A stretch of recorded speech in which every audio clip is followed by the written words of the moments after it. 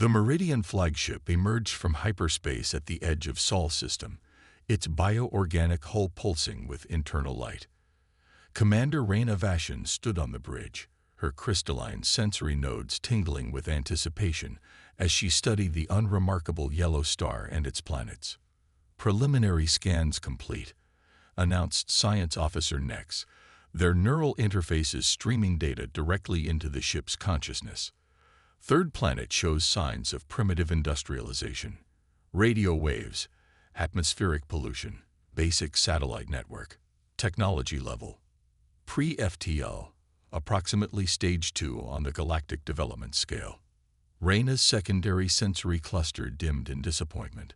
The Meridian Alliance had hoped to find potential allies in their desperate fight against the expanding hegemony.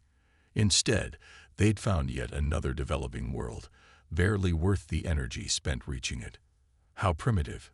she asked, her voice resonating through the ship's neural network. "Their most advanced computers still use quantum silicon hybrid architecture. Their space presence is limited to their own satellite belt and a single research station on their moon. They still rely on fusion reactors for energy," Nex replied, their neural pathways flickering with what passed for amusement among their species. "Curious that they've survived this long without destroying themselves. Any signs of the energy signature we detected?" "Negative, Commander. The burst that caught our attention must have been an anomaly, perhaps a natural phenomenon we don't yet understand." Raina's frustration rippled through the ship's empathic field. The mysterious energy pulse that had drawn them to this backwater system had matched no known technological signature in their vast databases. For a moment, it had seemed to suggest capabilities far beyond anything the Meridians themselves possessed. "Take us in closer," she ordered. "Standard stealth protocols. Let's observe these primitives before we decide whether to make contact." The flagship glided silently through the system, its advanced cloaking technology rendering it invisible to what they assumed were Earth's primitive sensors. They passed Mars, noting with mild interest the ruins of what appeared to be simple research outposts. Everything matched their expectations of a young civilization taking its first tentative steps into space. Everything, that is, until they reached Earth's moon. "Commander." Nex's voice carried an edge of alarm. Energy spike detected. A brilliant beam of coherent light lanced out from the moon's surface, striking the Meridian flagship with surgical precision. Their impenetrable shields collapsed instantly. "Impossible." Raina's crystalline nodes flashed crimson with shock. "How did they even detect us?" Before anyone could respond, a calm human voice filled their bridge, speaking perfect universal standard. "Unidentified vessel, you have entered restricted space. Your stealth systems are impressive, but outdated by our standards. Power down and prepare to receive boarding parties. Any hostile action will result in immediate defensive measures." The bridge crew stared at their commander in stunned silence. Raina's mind raced. Everything they knew about Earth suggested a primitive civilization, yet they'd just been effortlessly disabled by weapons technology that shouldn't exist for at least another 1,000 years of development. Scanning the lunar surface, Nex reported, their neural pathways trembling. "Commander, I'm detecting extensive underground complexes, advanced power signatures, quantum manipulation arrays. This is impossible. They're satellites, they're primitive technology. It's all a facade." Another energy signature bloomed on their sensors, and a sleek vessel emerged from the moon's shadow, its design unlike anything in their database, somehow both ancient and impossibly advanced. "Final warning," the human voice stated. "Power down in 10 seconds, or we will be forced to demonstrate capabilities beyond the simple warning shot you just received." As Raina gave the order to comply, she realized their mission had suddenly become far more interesting than anyone could have anticipated. They hadn't found primitive allies to protect from the hegemony. They'd found something far more intriguing. A civilization that had deliberately hidden its true nature from the galaxy. The question was why. Commander Thalia Blackwood watched from Lunar Command as the alien vessel was guided into one of the massive underground hangars. Behind her carefully neutral expression, Decades of preparation clicked into place. Humanity had known this day would come. They just hoped to have more time. "Interesting design," remarked Fleet Admiral Desmond Carter, his cybernetic eyes studying the bioorganic ship, reminiscent of the precursor artifacts we found in the Kuiper Belt, but far less advanced. Felia nodded, adjusting her neural interface. The quantum computer network embedded throughout the lunar facility fed her constant updates about their visitors. Their technology suggests they developed independently, without access to the ancient archives. As she spoke these words, she couldn't help but reflect on the weight of the secret they carried. A secret that was about to change everything, not just for these visitors, but for the entire galaxy. The time of hiding was coming to an end, and with it, the true story of humanity's place among the stars was about to be revealed.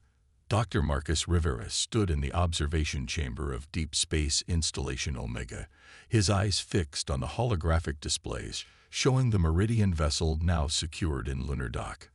The quantum computer embedded in his cerebral cortex processed countless streams of data, analyzing every aspect of their unexpected visitors.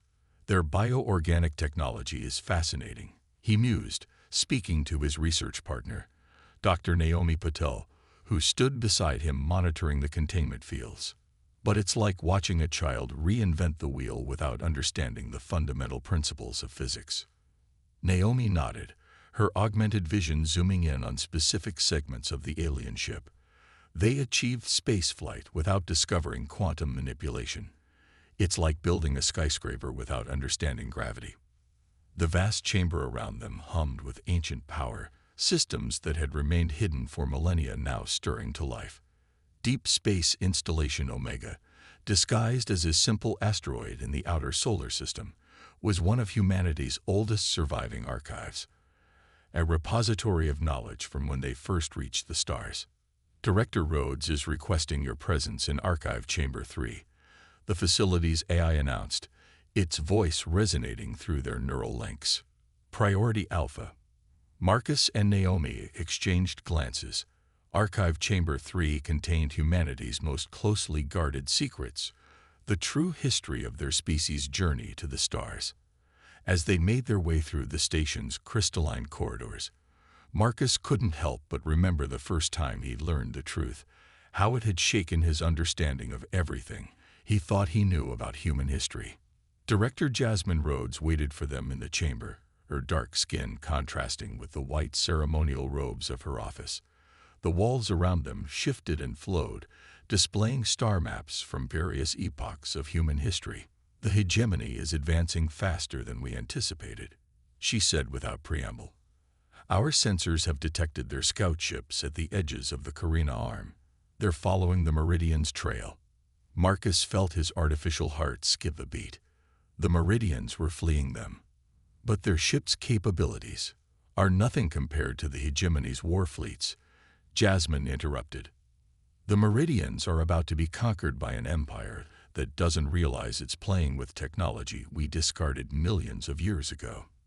The chamber's displays shifted, showing a massive fleet of dark ships moving through space like a swarm of locusts. The hegemony's forces made the Meridian vessel look like a primitive sailing ship beside a modern aircraft carrier. "It's time," Jasmine announced, her voice carrying the weight of ages. "Initiate Archive Protocol Omega." Full access. The chamber erupted with light as ancient systems fully activated. The walls became transparent, revealing vast machinery that had waited patiently for this moment. Knowledge that had been carefully hidden, parceled out in tiny fragments over millennia, began to flow freely. "Show them," Jasmine commanded. The chamber transformed into a perfect recreation of Earth as it had been 5 million years ago.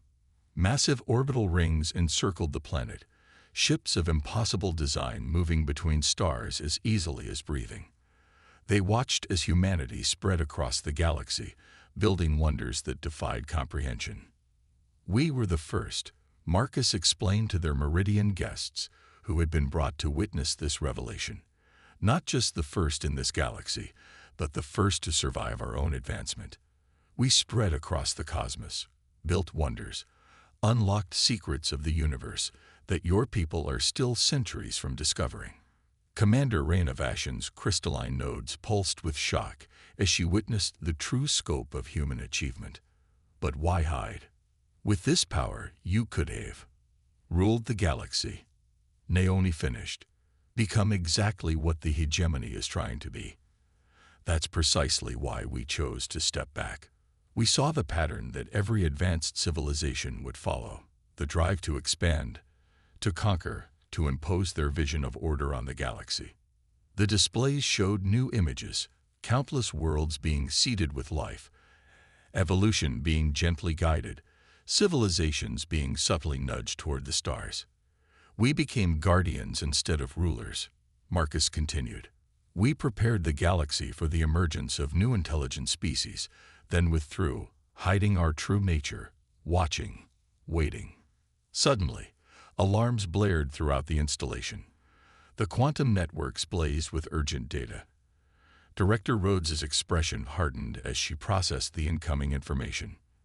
The hegemony fleet has entered the Oort cloud, she announced. They're moving faster than we projected. The time for watching is over. Marcus felt the ancient machinery around them humming with power that had slumbered for millions of years. Humanity's masquerade as a primitive species was about to end, and the galaxy would never be the same.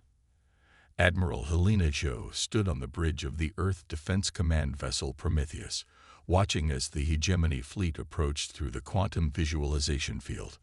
The massive ships, each one carrying enough firepower to level a continent, moved with the confidence of an unstoppable force.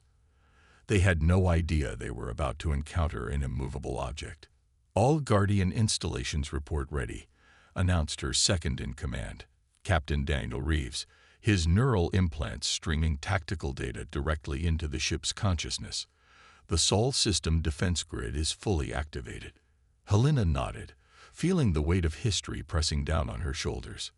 For millennia, humanity had maintained their charade of being a young, developing species. They had watched countless civilizations rise and fall, intervening only in the subtlest ways to prevent total catastrophe. Now, that carefully maintained balance was about to shatter. Message from the hegemony flagship, Daniel reported. They're demanding our immediate surrender and the handover of all Meridian refugees, standard conquest protocol. Commander Raina Vashan, who had been granted observer status on the Prometheus's bridge, watched in fascination as the humans calmly prepared to face a force that had conquered a dozen star systems. Her crystalline sensory nodes detected no fear, no anxiety, only a deep, almost sorrowful resignation. Send the response, Helena ordered. All frequencies, all languages. The message was simple. Turn back. The hegemony fleet continued their advance. Their long-range weapons began powering up, preparing to demonstrate their overwhelming superiority against what they believed was a primitive world. They're not going to listen, Raina observed. They never do, Helena replied softly. In 5 million years, that part has never changed. She turned to her crew, her augmented eyes glowing with internal light. Initiate Guardian Protocol Alpha. Authorization, Zhao Omega Prime. The solar system came alive. What had appeared to be normal space around the approaching fleet began to warp and twist. The laws of physics themselves seemed to bend as ancient technology, hidden in the very fabric of space-time, awakened from its long slumber. The hegemony ships suddenly found their weapons refusing to fire, their engines responding erratically, their supposedly invincible technology rendered useless by forces they couldn't begin to comprehend. Helena watched as the mighty fleet was systematically disabled without a single shot being fired. We don't just build better technology, she explained to Raina, whose crystalline nodes were pulsing with shock. We learn to write new rules into the fabric of reality. Local space around your ships is currently operating under different physical laws than what your species considers normal. The ultimate defense, Daniel added, not better shields or weapons, but the ability to simply say no to hostile actions within our sphere of influence. The bridge crew watched as panic spread through the hegemony fleet. Ships that had conquered dozens of worlds were now drifting helplessly, their crews facing something beyond their comprehension. But this power, Reyna said, her voice trembling, why not use it to protect other worlds? To stop empires like the hegemony before they can harm anyone? Helena turned to face her, and for a moment, Reyna saw the weight of millions of years of history in the Admiral's eyes. Because that would make us exactly what we've spent millennia trying to prevent. The moment we start actively enforcing our will on the galaxy, we become the very empire we rejected being. Before Reyna could respond, new alarms blared through the ship. The quantum networks blazed with warnings, as reality itself seemed to shudder around them. Temporal anomaly detected in the outer system, Daniel reported, his voice tense. Something's coming through, something old. How old? Helena demanded, though from her expression, she already knew the answer. From the temporal signature, about 5 million years. Admiral, it's one of ours. A ship from the First Age. The bridge crew watched as a massive vessel emerged from the temporal rift, its design a monument to raw power that made both the hegemony and Meridian ships look like children's toys. It gleamed with an inner light that hurt to look at, decorated with symbols that made Reyna's universal translator shut down in protest. The preservers, Helena whispered. They finally returned. The ancient human vessel broadcast a message that seemed to come from multiple dimensions at once. Children of the retreat, we have watched your experiment long enough. Your guardian protocol has failed. Look at these primitive species, still fighting, still conquering. It is time to resume our rightful place. Helena's expression hardened as she faced this echo of humanity's past, knowing that the next few moments would determine not just Earth's future, but the fate of every species in the galaxy. The ancient vessel from humanity's past hung in space like a dark star, its very presence causing ripples in the fabric of reality. Admiral Helena Joe felt the Prometheus's quantum systems straining to compensate for the temporal distortions emanating from the preserver ship. Their technology has evolved over 5 million years in their own timeline. Captain Daniel Reeves reported, his neural implants struggling to process the readings. Our current systems may not be enough tow. They're not supposed to be. A new voice interrupted. Fleet Admiral Victor Petrov materialized on the bridge, his quantum projection carrying the full authority of the Earth Defense Council. This is what Protocol Omega was designed for. The preserver vessel dwarfed both the disabled hegemony fleet and the Meridian ships, its hull decorated with symbols that seemed to shift and change as if alive. When it broadcast again, the message carried undertones that made reality itself shudder. Your experiment in guardianship has failed. For 5 million years, we have traveled through time and space, evolving, advancing, becoming what humanity was always meant to be. Look at these primitive species, still locked in cycles of conquest and destruction. They need rulers, not guardians. Commander Reyna Vashin's crystalline nodes dimmed as she processed the implications. You're saying there are 2 versions of humanity. Those who chose to hide and guide, and those who chose to continue advancing, to become gods. Victor finished. When we made our decision to become guardians instead of rulers, not everyone agreed. The preservers took their ships and vanished into time rather than accept our choice. Helena watched as the ancient vessel began systematically reactivating the hegemony fleet, but not by restoring their original functions. Instead, the ships were being transformed, their technology forcibly evolved by the preservers' impossibly advanced systems. They're going to use the hegemony as their army, Daniel realized. Upgrade them, control them, turn them into an extension of their will. That was always their plan, Victor said grimly. Why build an empire from scratch when you can simply take control of one that already exists? The preservers have been manipulating events, nudging the galaxy toward this moment. The Prometheus shuddered as another temporal wave washed over them. Through the quantum visualization field, they watched as more preserver ships began emerging from temporal rifts throughout the system. Each one was different, representing an alternate path of human evolution. all united in their belief that humanity should rule rather than guide. They've been gathering their forces across multiple timelines, Helena whispered. This isn't just an invasion. It's a convergence. Final warning. Children of the retreat, the preserver message boomed across all frequencies. Join us in our ascension, or be reduced to the same level as the primitives you've wasted eons protecting. The time has come for humanity to claim its birthright as masters of space and time. Victor's quantum projection flickered as he accessed the deepest levels of Earth's defense systems. Admiral Joe, you know what needs to be done. Initiate Protocol Omega. Authorization Petrov Final Gambit. Helena felt the weight of ages pressing down on her as she gave the command that would change everything. Throughout the solar system, installations that had slumbered for millions of years began to wake. Not the defensive systems they had used before, but something far more fundamental. What are you doing? Raina asked, her sensors detecting impossible changes in the underlying structure of space-time itself.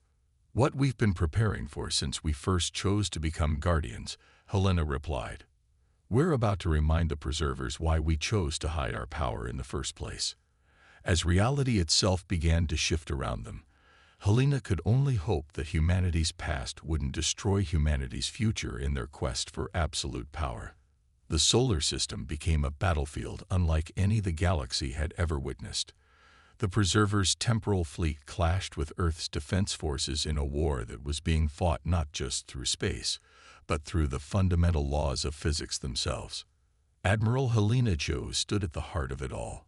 The Prometheus's quantum systems fully integrated with her consciousness as she directed humanity's response. Around her, reality twisted and changed as both sides rewrote the rules of existence in their struggle for victory. Multiple temporal incursions detected, Captain Daniel Reeves reported, his augmented senses tracking the battle across 11 dimensions. They're trying to rewrite our timeline, erase our choice to become guardians. Let them try. Fleet Admiral Viktor Petrov's quantum projection replied. His consciousness was spread across multiple defense installations, coordinating their response. Protocol Omega wasn't just a defensive measure.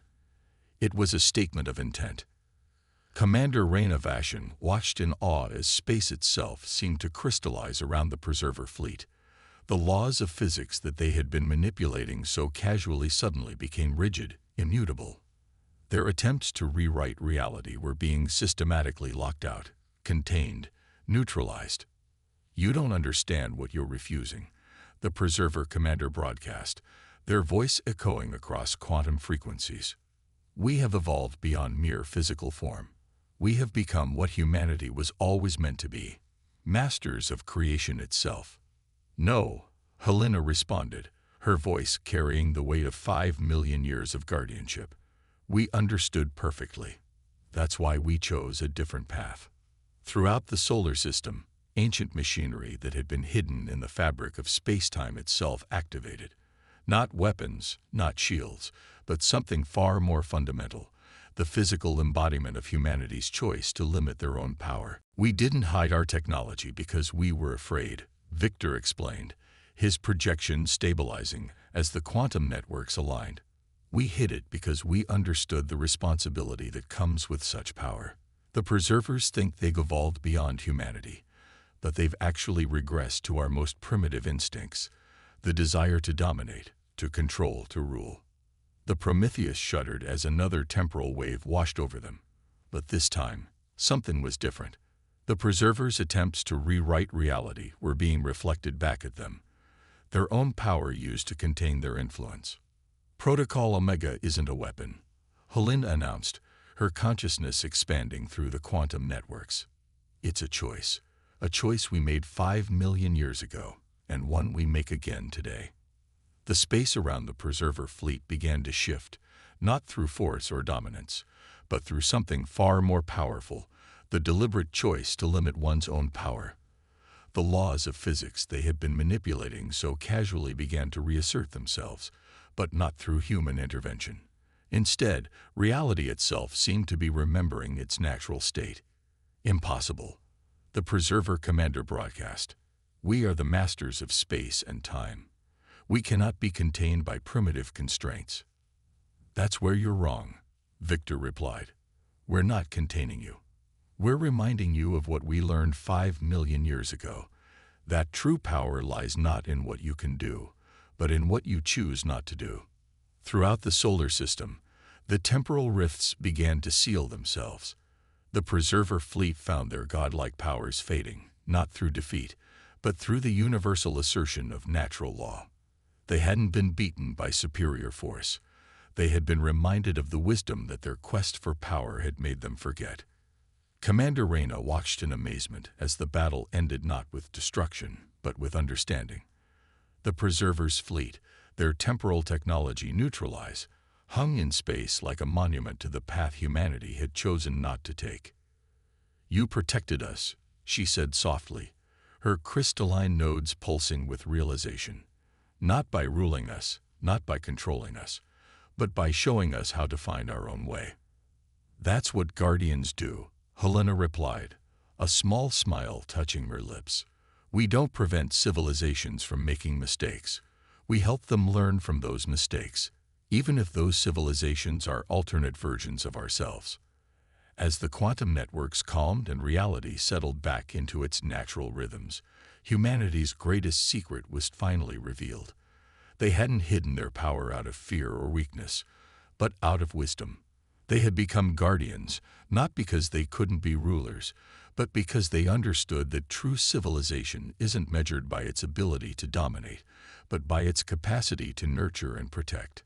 The stars shone down on a galaxy forever changed by this revelation, but changed in a way that promised not domination, but growth. Humanity had faced its own darker nature and emerged not through victory, but through understanding. The legacy they had protected for 5 million years would continue, not as a secret to be hidden, but as a truth to be shared, that the greatest power lies not in ruling the stars, but in helping others reach them.